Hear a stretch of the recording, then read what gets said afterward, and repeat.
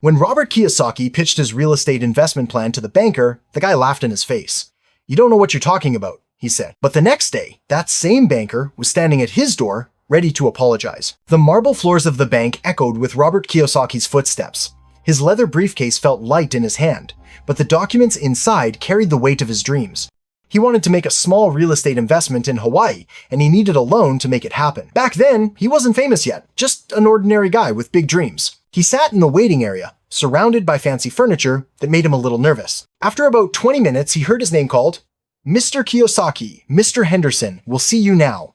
James Henderson was the manager of the bank's real estate loan department, a guy with 15 years of experience who thought he knew everything, your typical banker. When Robert walked into his office, Henderson looked at him like he was thinking, "Here we go again, another dreamer." "Have a seat, Mr. Kiyosaki," Henderson said in a dry tone. "Tell me what you're looking for." Robert pulled out his folder from the briefcase. "Mr. Henderson, I want to make a small apartment investment in Hawaii. The building's old, but the location is perfect.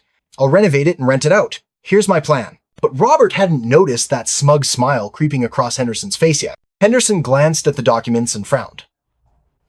"Mr. Kiyosaki, do you have experience in real estate?" "No, but I'm determined to learn. I've done my research, crunched the numbers." Henderson laughed. Actually laughed out loud. "Research? Mr. Kiyosaki, I've been in this business for 15 years. You don't know what you're talking about. Real estate investing isn't gambling. It's serious business." Robert felt heat rising in his cheeks. "I think I'm being serious too. The numbers show." "Numbers?" Henderson cut him off with a sharp tone. "You're crazy. How are you going to get this kind of money at your age? Do you know what risk management is? Have you done a cash flow analysis?"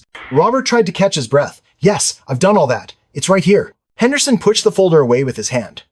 "Mr. Kiyosaki, we don't give loans for fantasy projects. Go get yourself a safe job, earn a steady paycheck, and come back in 10-15 years. Robert had no idea that Henderson's words would become the turning point of his entire life. The silence in the room was deafening.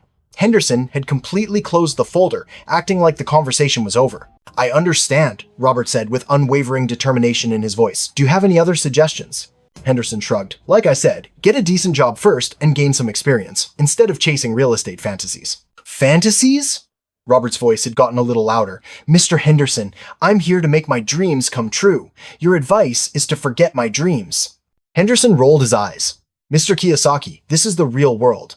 Not everyone can be rich. Not everyone can be a real estate mogul. Accept it. You're just an ordinary person." That last sentence made Robert's blood boil. He stood up and gathered his documents. "Mr. Henderson, someday we'll both remember this conversation. Both of us." As he walked toward the door, Henderson threw one last stone. "Yeah, we'll remember it as your failure story." When Robert left the bank, his plan was ready. But he had no idea the biggest surprise would come the very next day. When Robert walked out of the bank, Hawaii's warm air hit his face, but the fire inside him was hotter. He got in his car and gripped the steering wheel tight. Henderson's words kept spinning in his head.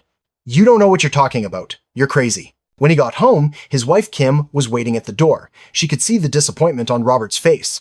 "How did it go?" she asked. "I'm not getting a traditional loan, but that won't stop me." That night, Robert couldn't sleep. He researched alternative financing options, private lenders, partners, creative financing techniques. He made plans until dawn. The next day, around noon, his phone rang. The number looked familiar, but he couldn't figure out who it was. "Hello, Mr. Kiyosaki. This is James Henderson from yesterday's meeting." Robert was surprised. "Yes, Mr. Henderson?" Henderson's voice was different, lower, more respectful. "Mr. Kiyosaki, I'd like to meet with you. Are you available?" "Sure. What about?" "It'd be better if we talked face to face. I can come to you." When Robert hung up the phone, what was going through his mind would shock him. An hour later, when he saw Henderson at his door, he was surprised. The man looked completely different. Yesterday's arrogant attitude was gone. He actually looked a bit nervous. "Come on in," Robert said. They sat across from each other in the living room. Henderson started talking. "Mr. Kiyosaki, I want to apologize for yesterday's behavior. I wasn't very professional." Robert was stunned. "Apologize?" "Yes, and actually, I've reconsidered your project. Maybe we can find a solution." Robert squinted. "What changed?" Henderson hesitated a bit, then spoke. "Last night, I talked to my wife at home. I told her what happened. She didn't think like I did. She said, 'James, maybe that young man is right. You think too traditionally.'" "Is that all?" "No." Henderson paused. "Actually, this morning, I talked to my boss. I showed him your file. He found it interesting too. But the most shocking part was yet to be revealed." Robert leaned forward. "Go on." "My boss said, 'Henderson, we might benefit more from these kinds of creative projects. We can't grow with just traditional customers.' And he gave me a new directive. Robert's heart started beating fast. What kind of directive? He wants us to be more open to alternative investment projects, and your project could be the pilot. Robert couldn't believe it. Are you serious? Henderson nodded. But we have one condition. We'll only give you part of the money. You'll need to find the rest from other sources. This is to test your seriousness. Robert jumped up. He was practically jumping with joy. I accept. But Mr. Kiyosaki, Henderson stopped. I'm still not sure you can pull this off. I just want to give you a chance. Robert said something to Henderson right then that the man would never forget. Robert turned to Henderson with a determined sparkle in his eyes. Mr. Henderson, I'm going to tell you something. When this project succeeds, and it will, you're going to be my first investment partner. Because when nobody believed in me, you will. This isn't just a loan, it's an investment in the future. Henderson was surprised. Investment partner? Yeah. As I build my real estate portfolio, you become my financier. You'll move from traditional banking into real wealth building. Henderson's eyes showed curiosity. How? Robert started explaining excitedly. Right now, with this loan you're giving me, I'll make my first investment. In 6 months, I'll have positive cash flow. Then I'll use that money to buy the second property, and you'll be my partner every step of the way. Isn't that too risky? Risk is ignorance, Mr. Henderson. I'm gonna learn this inside and out. Every day, every hour. And you'll be with me on this journey. Henderson was thoughtful. What if we fail? Robert's answer would change Henderson's entire philosophy of life. Robert smiled.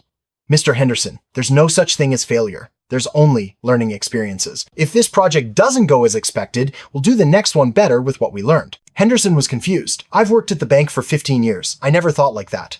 Because you always play it safe. But big wealth isn't built playing it safe. You take calculated risks. Henderson stood up. Okay, Mr. Kiyosaki, I'll give you a chance, but I want to see results in 6 months. You'll see them, but don't just follow the results. Follow the process too, because you're going to learn too. They shook hands. As they walked toward the door, Henderson stopped. Mr. Kiyosaki, I was really rude to you yesterday. If you successfully complete this project, I'd like to learn this business too. Robert smiled. You're going to learn anyway, Mr. Henderson, because you're not just a banker anymore. You're an investor. But what happened 6 months later would exceed both their wildest dreams. 6 months later, Robert invited Henderson to lunch. They met at a fancy restaurant. When Henderson arrived, he could see the happiness on Robert's face. How are the results, Mr. Kiyosaki? Robert put the folder on the table. 1, 200 positive cash flow per month. 7, 200 profit in the first 6 months. And the property value increased by 15%. Henderson couldn't believe his eyes. Really? This is just the beginning. Now, I'm moving to the second property, and I'm offering you, this time don't just be the lender, be a co-investor. Henderson was excited. What do you mean? 50-50 partnership. You handle the financing, I handle the operations. We split the profits. Henderson thought about it. This is a very different approach. We don't do things like this at the bank. Because banks are falling behind, Mr. Henderson, you can be forward-thinking. Henderson was decided.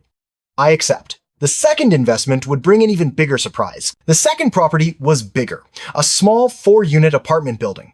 Robert renovated it, raised the rents, and 8 months later sold the property for 30% more. Henderson now completely believed in the power of real estate investing. He told Robert, Mr. Kiyosaki, you became my teacher. In my banking career, I never made money like this.